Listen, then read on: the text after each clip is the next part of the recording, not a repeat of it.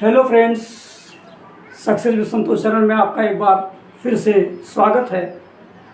मैं संतोष कुमार श्रीवास्तव भारत की तटीय सीमा एवं समुद्रिक सीमा की टॉपिक के साथ जो हमने पिछली बार पढ़ाया था उसी के शेष भाग को आगे पढ़ाने के लिए आपके समक्ष उपस्थित हूँ। आशा है आपको हमारी सारी क्लासेस समझ में आ रही होंगी।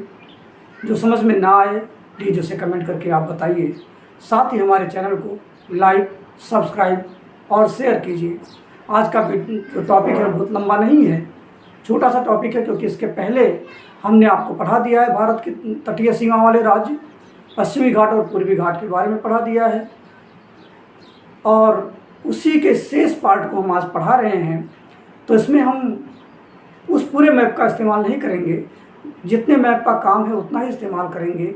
इसके बची हुई चीज़ों को समझने के लिए आप हमारे पुराने वीडियो को खोल करके देखिएगा, वहाँ से आपको और चीज़ें क्लियर होती नज़र आएंगी। जहाँ पे समस्या होगी वहाँ पे आप वहाँ देख लीजिएगा उसको उलटकर। आइए आज की क्लासेस को हम शुरू करते हैं।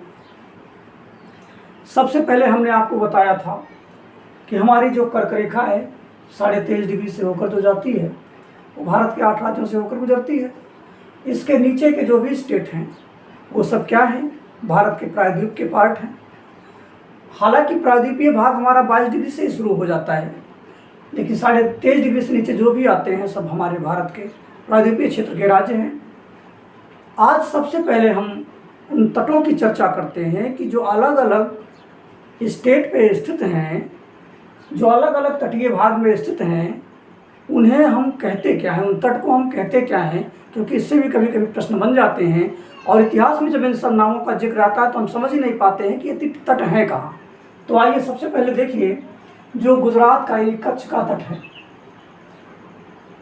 इसके बाद फिर यहाँ पे देखिए ये वाला तट है, इसको हम क्या कहते हैं? सौराष्ट्र तट या काठियावाड़ तट कहते हैं। तो कच्छ का तट है ही। इसके नीचे वाला जो भाग है इस पार्ट को हम क्या कहते हैं? सौराष्ट्र तट या काठियावाड़ तट कहते हैं। फिर देखिए जो महाराष्ट्र और गोवा का तट है, महाराष्ट्र और गोवा इसको मिलाकर हम क्या कहते हैं? कोंकण तट कहते हैं। याद रहे गोवा के तट का भी एक नाम है, इसे आप हमें कमेंट करके बताइएगा, सिर्फ गोवा के तट को। कर्नाटक का तट है, जो कर्नाटक का तट है इसे हम काकीनाडा या कनारा तट कहते हैं। जो केरल का तट है इसे हम मालाबार तट कहते हैं। तमिलनाडु के तट को हम कहते हैं कोरोमंडल तट। आंध्र प्रदेश का तट जो है वे उत्तरी सरकार तट कहलाता है, कहीं कहीं केवल सरकार तट भी लिखा मिलता है। उड़ीसा का तट है उसे हम उत्कल तट कहते हैं, और जो पश्चिम बंगाल का तट है उसे हम वेंगा तट कहते हैं। इन तटों का ज्ञान हमें होना चाहिए। कहीं अगर जो वेंगा तट लिखा हुआ है तो आपको ये पता हो कि वेंगा तट कहाँ है। कहीं उत्कल तट लिखा है तो आपको ये पता हो कि उत्कल तट कहाँ है। कहीं अगर कोरोमंडल तट लिखा है तो आपको पता हो कि कोरोमंडल तट कहाँ है। अगर जो मालाबार तट का तो बहुत बार नाम आया हुआ है, तो मालाबार तट कहाँ है, कनारा तट कहाँ है, सौराष्ट्र तट कहाँ है, ये सारे की सारी चीज़ें आपको पता होनी चाहिए। अब देखिए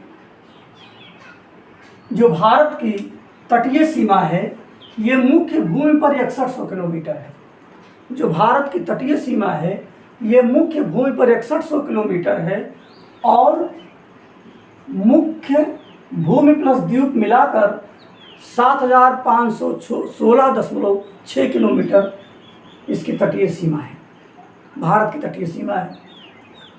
अब देखिए हमने पिछले वीडियो में या पिछले क्लास में हमने आपको जब तट पूरा बनाया था तो हमने आपको ये दिखाया था कि भारत के प्रायद्वीप में जो राज्य हैं, कौन से राज्य किस राज्य से लगे हुए हैं।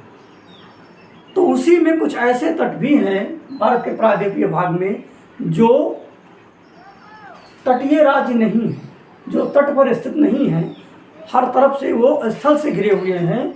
उन्हें हम कहते हैं भारतीय प्रायद्वीप में स्थलारुद्ध प्रदेश कहते हैं, लैंड स्टेट कहते हैं, स्थलारुद्ध प्रदेश कहते हैं। और ये तेलंगाना, आपको बताना है तेलंगाना किस किस सीमा को, हमने पिछले वीडियो में आपको पढ़ाया है, तो आपको बताना है कि तेलंगाना किस किस स्टेट को छूती है? छत्तीसगढ़। छत्तीसगढ़ किस किस स्टेट को छूती है? क्या आपको हम काम करवाएंगे ताकि आप उसको फिर से देखें और आपको याद हो सके।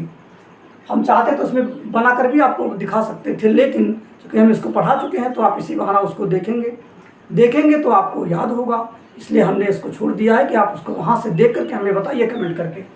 साथ ही मध्य प्रदेश का कुछ क्षेत्र प्रायद्वीप का क्षेत्र है, झारखंड का भी कुछ क्षेत्र प्रायद्वीपीय भाग में आता है। तो ये हमारे जो प्रदेश हैं वो सब भारत के प्रायद्वीपीय भाग के स्थलारुद्ध प्रदेश हैं। अब देखिए, सबसे अधिक सीमा उत्तर प्रदेश की, सबसे अधिक राज्यों से सीमा उत्तर प्रदेश की लगती है। देखिए प्रश्न आ गया कि निम्न में से कौन सा भारतीय प्रायद्वीप का स्थलारुद्ध प्रदेश है? उसमें उत्तर प्रदेश दे दिया तो आपको लगा कि उत्तर प्रदेश भी स्थलारुद्ध है, लेकिन आप ध्यान दीजिएगा कि उत्तर प्रदेश प्रायद्वीपीय भारत का भाग नहीं है, इसलिए हम उत्तर प्रदेश टिक नहीं करेंगे। जो भारतीय प्रायद्वीप का भाग होगा, जो भारतीय प्रायद्वीप का राज्य होगा, हम उस राज्य को देखेंगे, उसको टिक करेंगे। तो देखिए, उत्तर प्रदेश की सीमा सबसे अधिक राज्यों से लगती है, होल पूरे भारत की बात कर रहे हैं। उसके बाद सर्वाधिक सीमा छत्तीसगढ़ की लगती है और असम की लगती है, दोनों साथ साथ स्टेट को छूते हैं। आपको कमेंट करके बताना है कि उत्तर प्रदेश कितने राज्यों और केंद्र शासित प्रदेश को स्पर्श करता है।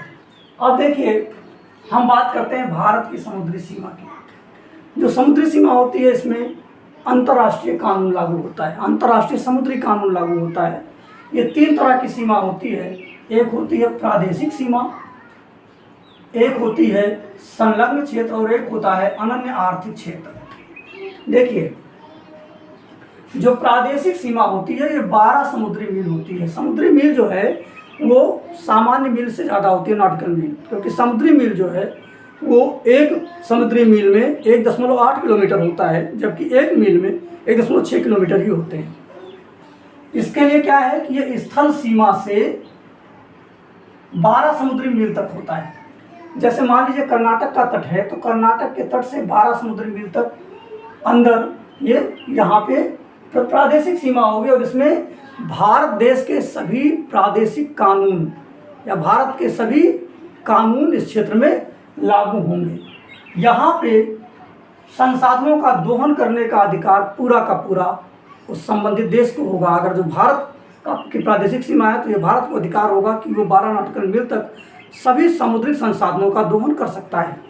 दूसरा है संलग्न क्षेत्र। ये प्रादेशिक सीमा 12 नॉटिकल मील से 24 नॉटिकल मील तक आगे होगी। यहाँ पे कानूनी सीमा लागू होगी। यहाँ भारत सीमा शुल्क ले सकता है। यहाँ की पर्यावरण सुरक्षा और संसाधन का दोहन भारत कर सकता है। और देखिए, अनन्य आर्थिक क्षेत्र की बात करते हैं। यह संलग्न क्षेत्र से 200 मील तक आगे होगा। यहाँ पे समुद्री संसाधनों का दोहन कर सकता है, अनुसंधान इत्यादि कर सकता है। ठीक, तो ये जो है हमारी भारत की समुद्री सीमा की बात हो गई। अब हमने आपसे प्रश्न पूछा है कि गोवा के तट का एक विशेष नाम है, उसको हमें कमेंट करके बताइए और इसका स्क्रीनशॉट लीजिए। आपने स्क्रीनशॉट ले लिया होगा। देखिए, आज का हमारा क्लास सिर्फ इतना ही है। अगली क्लास में हम आपको भारत के द्वीप समूहों के बारे में बताएंगे। जो इधर हमारे बंगाल की खाड़ी में द्वीप समूह है, जो अरब सागर में द्वीप समूह है। लेकिन उससे पहले हम आपको कुछ होमवर्क भी देंगे जिसे आप कमेंट करके बताएंगे।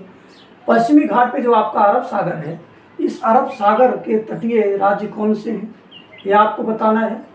साथ ही पूर्वी घाट के जो तटीय राज्य हैं वो कौन से हैं। अब यहाँ पे देखिए, हम इसलिए पूछ रहे हैं क्योंकि आपसे पूछ ले कि निम्न में से कौन सा तट अरब सागर पर है। आपसे पूछ ले निम्न में से कौन सा तट बंगाल की खाड़ी में है, बंगाल की खाड़ी पर है। अब देखिए, हिंद महासागर से केवल 2 स्टेट लगे हैं, केरल और तमिलनाडु। हिंद महासागर से केवल 2 स्टेट, केरल और तमिलनाडु ही लगे हुए हैं। तो इस तरह से अगर जब प्रश्न पूछे तो आपको कोई समस्या ना हो, आप सभी प्रश्नों का उत्तर दे सकें। इसलिए हम इस पार्ट में आपसे कुछ एक्सरसाइज भी कराना चाहते हैं कि आप उसको देखिए। मैप आप पलट कर देखिए, मैप आप देखेंगे तो आपको ज्योग्राफी ज़्यादा समझ में आएगी। एक एटलस ले लीजिए, अगर जो आपके पास है तो अच्छी बात है, नहीं है तो ले लीजिए, वहाँ से आप पढ़ेंगे तो आपको ज़्यादा समझ में आएगा। आज की क्लास में बस इतना ही। अगली क्लास में हम भारत के द्वीप समूह के साथ आपके समक्ष उपस्थित होंगे। हमारे चैनल को लाइक, सब्सक्राइब और शेयर कीजिए। आज के लिए बस इतना ही। धन्यवाद।